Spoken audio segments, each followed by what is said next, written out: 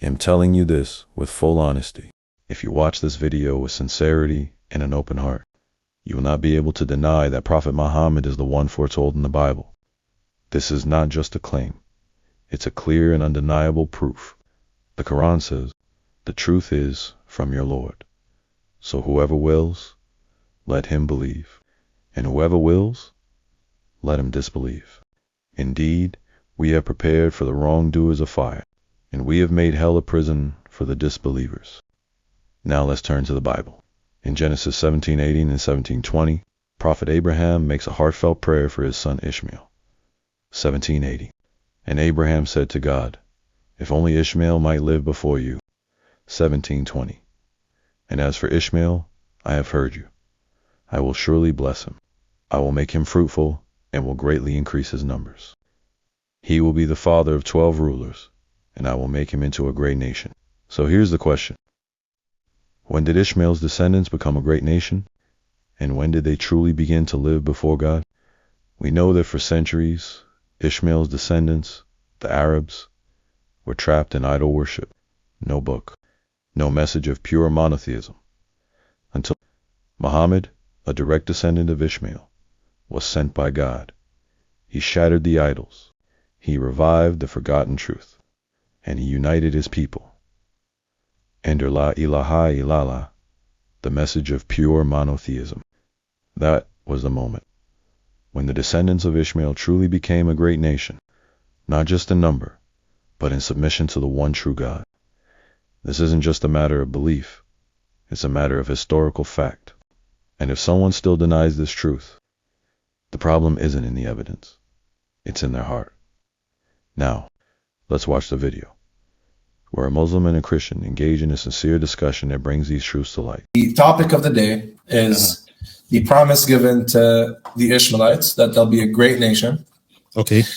In the context of them worshiping the true God. When was that fulfilled? All right, let's now repeat the context that Ishmael. Repeat it. So in verse 18 of Genesis 17, Abraham prays that Ishmael might be a true servant of God, that he might live before God. Hold one second. You mind if I just pull up the text? Yes. God replies in verse 20, and he says, "As for Ishmael, I've heard thee. I will surely multiply him. I will make him fruitful. He will give birth to 12 princes, and I will turn him into a great nation." So God responds to Abraham, and he accepts his prayer. And he says he will make Ishmael a blessed man. He will make him fruitful, and he will make him a great nation in the context of Ishmael worshiping the true God. When was this fulfilled, and when did Ishmael become a great nation? In terms of Islam, I could understand Ishmael's generations. In terms of his 12 sons, we have the evidence of the Nabateans and the rest of the tribes that served the Nabatean kingdoms in Petra. But in terms of Islam, I don't know how you're going to connect. I didn't say in terms of Islam. I didn't mention that. I said, when did he become a great nation? Right. So that's what I'm saying. I answered that part, but I'm just... You didn't answer. I'm still waiting for it.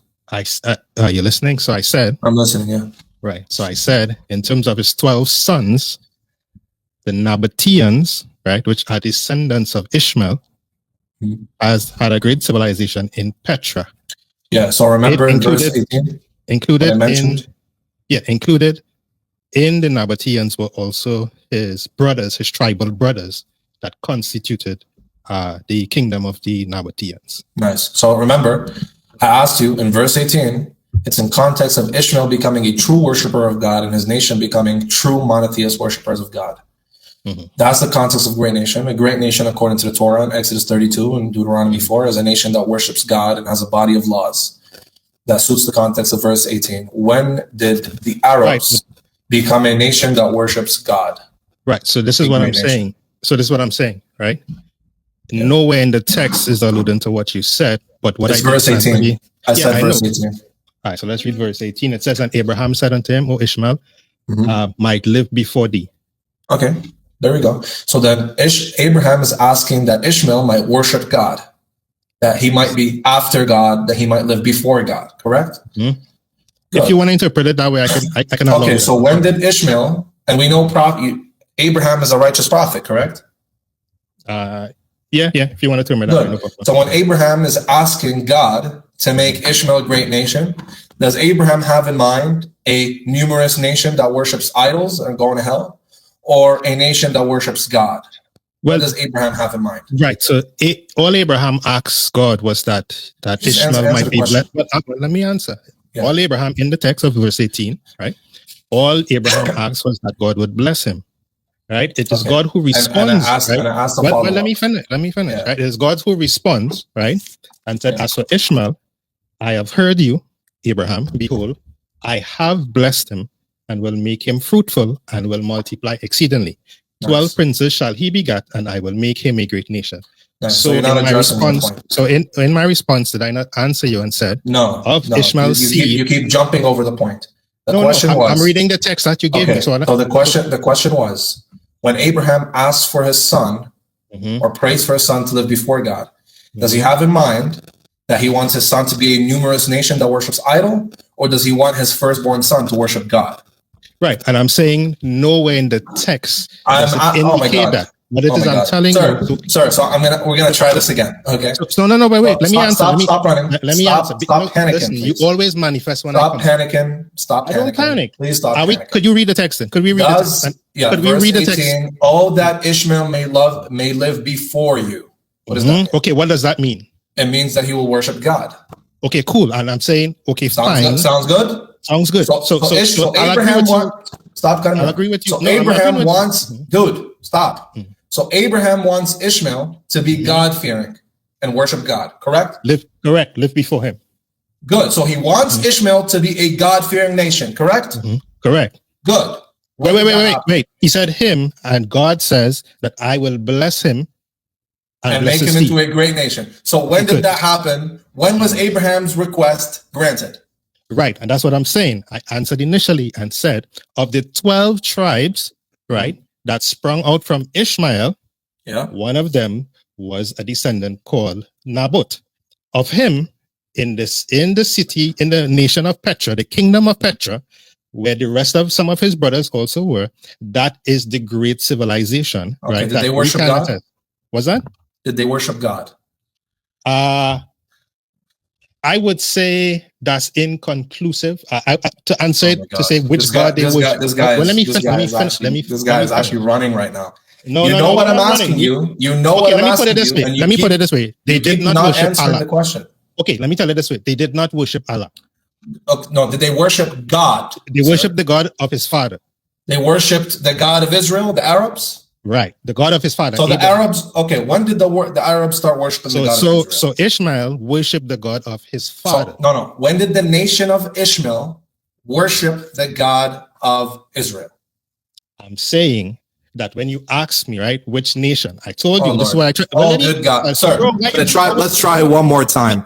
Listen, when did the Ishmaelites worship the one true God as God promises in Genesis 17? Right. So verse allow me to 18 answer. and 20. Do we have an answer, sir? Right. Okay, good.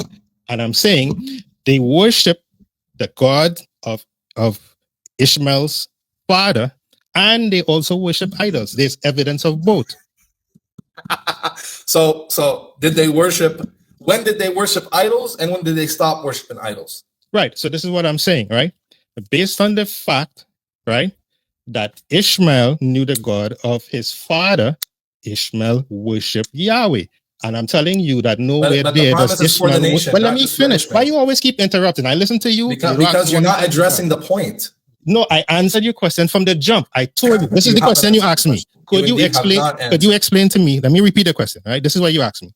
Yeah. Was Ishmael blessed, right? Yeah, Ishmael what did he become? Ishmael, then let me finish. Ishmael. All right, it's time to put you on it's time to put you. Yeah, no time wasting. Ishmael, he's pretending like he doesn't understand. When did Ishmael, the nation, become a great nation and worship God?